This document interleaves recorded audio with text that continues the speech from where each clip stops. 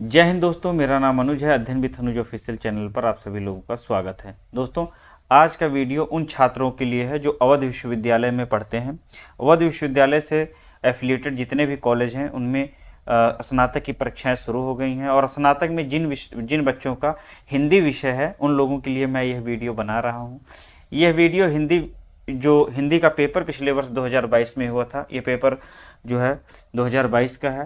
जिन छात्रों का मेजर या माइनर सब्जेक्ट था उन लोगों को यह परीक्षा देनी पड़ी थी। इस वर्ष भी जिन बच्चों ने हिंदी को मेजर या माइनर सब्जेक्ट के रूप में रखा है वे इससे थोड़ा सा आइडिया ले सकते हैं कि किस तरह के प्रश्न पूछे जाते हैं परीक्षा में, किस तरह के प्रश्न आएंगे। और इसको देख करके आप जो भी एक आध दो दिन बचे हैं थोड़ा सा अपना रिवीजन कर सकते हैं। आइए शुरू करते हैं। जैसा कि आप लोग देख रहे हैं ऊपर साफ साफ लिखा हुआ है कि बीए सेमेस्टर फर्स्ट, प्रथम वर्ष का जो प्रथम सेमेस्टर है उसका एग्जामिनेशन 2022 का है। नई शिक्षा नीति 2020 के अनुसार मेजर और माइनर सब्जेक्ट के रूप में आप इस विषय का चयन कर सकते हैं। हिंदी विषय है और हिंदी विषय में आपको फर्स्ट सेमेस्टर में जो है प्रथम वर्ष में हिंदी काव्य का पेपर देना होता है।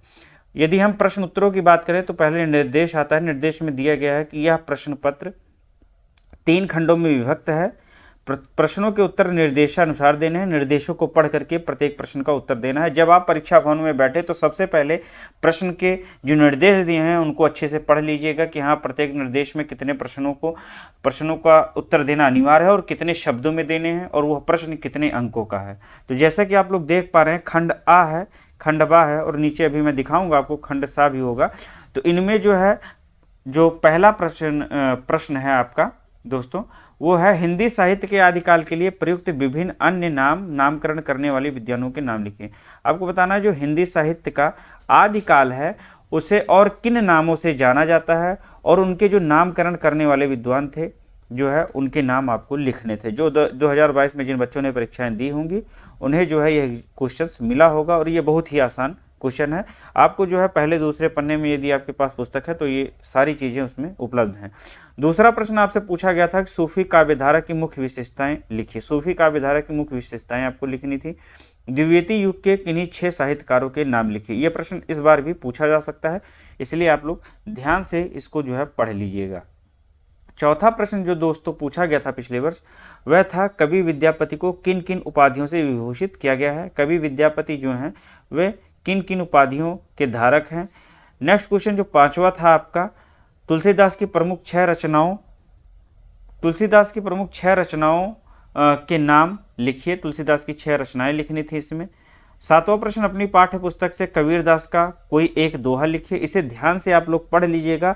एक आध दोहा जरूर आएगा, जो भी कवि आपके पाठ्यक्रम में है उनमें से एक आध दोहा आप याद करके ले जाइएगा। पिछली बार कबीरदास का पूछा गया था और यह जो है आपके पाठ्य पुस्तक में जो 2023 में जो आप पढ़ रहे हैं उसी के अनुसार जो है पूछा जाएगा। दोस्तों आपका 7वां प्रश्न घनानंद द्वारा प्रयुक्त किन्हीं 5 छंदों का नामोल्लेख करना था। जो घनानंद जी जिन छंदों में लिखते थे उनमें से 5 छंद को आपको लिखना था। आपका 8वां प्रश्न पूछा जो गया था पिछली बार भारतेंदु हरिश्चंद्र की 5 प्रमुख कृतियां इसमें लिखनी थी। धर्मवीर भारती के काव्य संग्रहों का नाम लिखना था आपको। और 10वां प्रश्न था साहित्य में शोध की प्रमुख परिविधियों का नामोल्लेख करना था। दोस्तों जी ये अति लघु उत्तरीय प्रश्न है। 20 प्रश्न है, 2-2 अंक के थे, 10 प्रश्न थे। तो आपको जो है इनमें सिर्फ यही समझ में आ रहा है कि जितने कवि हैं उनकी जो उपाधियां हैं, उनकी जो रचनाएं हैं, उनके द्वारा जो प्रयुक्त छंद हैं, काव्य संग्रह है, उनकी प्रमुख प्रविधियां जो हैं शोध की, यही सारे प्रश्न इसी तरह के पूछे जा रहे हैं। इसको आप लोग व्यवहारिक रूप से थोड़ा बहुत भी देख लेंगे तभी आपको इनमें 20 में से 15 से 20 जो है 10 से 15 अंक जो है प्राप्त हो जाएंगे। खंड बा पर आते हैं। खंड बा निर्देश पढ़ते हैं। खंड बा में निर्देश दे रहा है कि इस खंड में कुल 8 प्रश्न हैं। इसे ध्यान में रखिएगा कि कुल 8 प्रश्न इस खंड में दिए गए हैं और 8 में कितने प्रश्न करने हैं? मात्र 5 प्रश्न करने हैं, जिनमें से 2 और 3 अनिवार्य है। क्वेश्चन नंबर 2 और 3 अनिवार्य रूप से करना है। बाकी जो प्रश्न बच रहे हैं उनमें जो है 6 प्रश्न बच रहे हैं। 6 में से आपको जो है 4 प्रश्न करने हैं। इस तरह से 3 प्रश्न करने हैं, सॉरी। इस तरह से 5 प्रश्न आपके पूरे हो जाएंगे। तो दूसरा प्रश्न देखते हैं। निम्नलिखित अवतरण की संदर्भ सहित व्याख्या करनी है। जो यहाँ पर दिया गया है पथ गति नयन मिलल राधा कान से लेकर के वह कवि शेखर दुह चतुराई तक आपको जो है संदर्भ सहित व्याख्या करनी है। दोस्तों या आप लोग जो है इसको ना आ रहा हो तो इसी में अथवा करके नीचे दिया गया है, दूसरे प्रश्न का ही ये हिस्सा है। गोकुल सबय गोपाल उपासी, और यहाँ नीचे है सूरदास ऐसी को बिरहिन मांगति मुक्त तजय गुण राशि। यहाँ तक जो है इस पद्य का या इस पद्य का जो ऊपर दिया गया है, इनमें से दोनों में से एक पद्य का संदर्भ सहित व्याख्या करनी थी। ये तो प्रश्न उत्तर नंबर 2 था आपका। तीसरा प्रश्न कह रहा है कि जो है इस अवतरण की भी संदर्भ सहित व्याख्या करनी। जो ये पद्य दिया गया है, काट अंत उर के बंधन स्तर से लेकर के नव नभ के नव विहग वृंद को नव पर नव स्वरदे से तक जो है करना है। या तो जो है आप अथवा में आकर के यह हुआ विश्वास नहीं जो अपनी लघुता में भी कापा, इसको भी भक्ति को दे दो, यहाँ तक आपको तीसरा जो प्रश्न है ऊपर वाला पद दिया गया है, इसमें से या इसमें से जो है आपको करना था पिछली बार। इसी तरह के इस बार भी प्रश्न पत्र जो बनाएगा आपको उनमें दूसरा और तीसरा शायद आपको अनिवार्य दिया, और दूसरे तीसरे में जो 2 पद दिए होंगे आपको उनमें से एक चयन करके लिखना है। चौथा प्रश्न देखते हैं दोस्तों। खंडवा का जो चौथा प्रश्न है ये भी आसान है।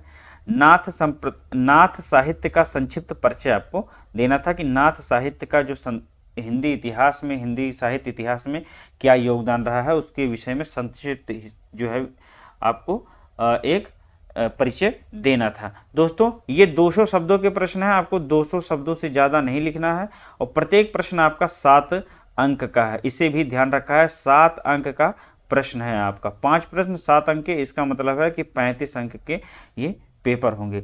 जो 5वां प्रश्न आपका था वो कबीरदास की जो है काव्य की प्रमुख विशेषताएं क्या है। यदि आपने जो है दोहा पढ़ा होगा और इसी तरह से आप लोग जो है 1-2 प्रश्न को डीपली पढ़ लेंगे तो उससे आपके 2-3 प्रश्न आसानी से हो जाएंगे। इसमें 6वां प्रश्न था अमीर खुसरो की साहित्यिक परिचय देना है, इसको भी 200 शब्दों में लिखना था।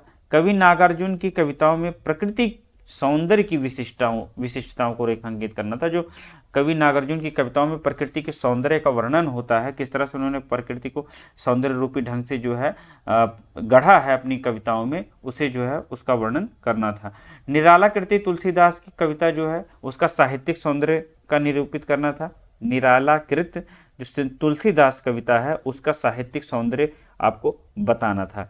शोध की परिभाषा करते हुए उसके महत्व को प्रकाश डालिए। दोस्तों जो आपकी ये रिसर्च वाला जो 2-3 क्वेश्चन आ रहे हैं, जैसे इसमें आपको देख रहे हैं साहित्य में शोध की प्रमुख प्रविधियां कौन सी हैं, जो है दूसरा जो प्रश्न है नीचे आ रहा शोध की परिभाषा देते हैं उसके महत्व को। तो हिंदी साहित्य में, हिंदी साहित्य को लेकर के या हिंदी विषय में जो शोध से रिलेटेड चीजें हैं, शोध की जो पद्धतियां हैं उनके ऊपर भी प्रश्न पूछा जाता है। तो शोध पद्धतियों को भी थोड़ा बहुत आप लोग पढ़ करके जाइए, क्योंकि ये विषय से आपको अलग बनाता है, और इसको यदि आप परीक्षा में कर देते हैं तो आपको अंक मिलने निश्चित ही मिलेगा। जो खंड सा है दोस्तों, खंड सा में जो है इनमें 2 प्रश्नों के उत्तर आपको देने हैं, और अधिकतम जो है 500 शब्दों में देने हैं, और 2 into 10 अर्थात जो है 10 नंबर का एक प्रश्न होगा। इस तरह से 20 नंबर के प्रश्न हैं।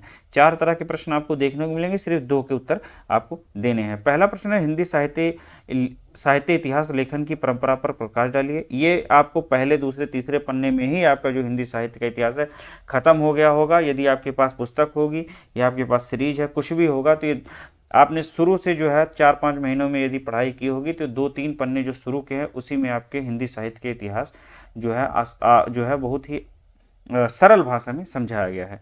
फिर आते हैं सगुण भक्ति धारा। जो भक्ति धारा के जो कवि हैं उनमें से सगुण भक्ति धारा में तुलसीदास के स्थान का निर्धारण करना था आपको। जो 12वां प्रश्न है भारतेंदु हरिश्चंद्र का जीवन परिचय देते हुए साहित्य जगत में उनके योगदान को निरूपित कीजिए। तो भारतेंदु हरिश्चंद्र का जो जीवन परिचय देते हुए, पहली बात तो इनका जीवन परिचय लिखना था भारतेंदु हरिश्चंद्र का, और इसी तरह जो है साहित्य जगत में जो उनका योगदान है हिंदी साहित्य जगत में, उसे जो है आपका उसको वर्णन करना था। फिर नीचे आते हैं 13वें प्रश्न पर। 13वां प्रश्न कह रहा है अज्ञेय जी की काव्यगत विशेषताएं, काव्य संबंधी जो विशेषताएं हैं उसे लिखनी है। दोस्तों आप लोग इस प्रश्न पत्र को अच्छे से देख लीजिए, और आपको इसको देखने के बाद ये समझ में आ रहा होगा कि जो शुरू के 10 प्रश्न हैं लघु उत्तरीय, अति लघु उत्तरीय प्रश्न हैं, उनमें अधिकतम जो शब्दों की संख्या 50 है, लेकिन वो कितने आसान प्रश्न हैं। आपको रचनाएं याद करनी है, और उसके बाद में जो आदिकाल था उसके जो है नामकरण, इसी तरह से जो हिंदी साहित्य के जो चरण हैं उनको जिन कालों में विभक्त किया गया है उनको एक सामान्य रूप से आप लोग पढ़ लीजिएगा। उसके बाद में जो हिंदी साहित्य में काव्य, जो आपका हिंदी काव्य का जो पेपर है उसमें जो कवि हैं उनकी जो रचनाएं हैं, 2-2, 3-3 रचनाएं आप लोग याद कर लीजिएगा, जिससे जो है आपको परीक्षा में आसानी हो। उसके बाद में जो शोध से संबंधित पद्धतियां हैं या शोध क्या है, प्रमुख प्रविधियां जो हैं उसको भी आप लोग याद कर लीजिएगा।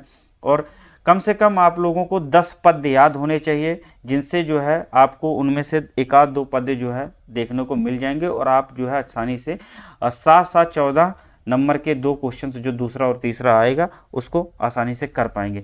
फिर आगे आकर के जितने भी आपके कवि हैं उनमें से किसी एक का जीवन परिचय, साहित्यिक परिचय, भाषा शैली आदि जो भी है उनकी कम से कम मैं कह रहा हूँ कि 3 याद करके जाइएगा, उन्हीं में से जो है पूछेगा और उसमें से आपको 10 अंक जो है अनिवार्य रूप से लाने और आपको मिल भी जाएंगे। और भक्ति धारा के जो भी कवि हैं उनमें से आपको सगुण निर्गुण को पढ़ करके जाना है। पिछली बार जो है सगुण विभक्ति धारा तुलसीदास के बारे में पूछा गया था और यह प्रश्न तो बहुत ही इंपॉर्टेंट है। हिंदी साहित्य इतिहास का जो लेखन है ये किसी न किसी रूप में जो है पूछ सकता है, चाहे वो अति लघुत्तरीय हो, चाहे लघुत्तरीय हो, चाहे दीर्घोत्तरीय हो, क्योंकि हिंदी साहित्य इतिहास जो है ये आपकी शुरुआती हिंदी के जो इतिहास लिखा जाने लगा, हिंदी के विषय में जो जानकारी हमें मिलती है तो वहीं से मिलती है। इसको देख लीजिएगा। और इसी तरह के यदि आपको वीडियोज चाहिए किसी भी प्रश्न पत्र के तो आप लोग मुझे जो है कमेंट कर सकते हैं, कमेंट बॉक्स में कमेंट कीजिए। ये तो पहला वीडियो मैं बना रहा हूँ जो है एक बच्चे की मांग पर कि हाँ उसने कहा था कि बीए का मेरा पेपर होने वाला है, तो मैंने बता दिया है कि पिछले वर्ष इसी तरह का पेपर आया था। मिलते हैं अगले वीडियो में, यदि आपकी इच्छा हो तो कमेंट कीजिएगा। जय हिंद।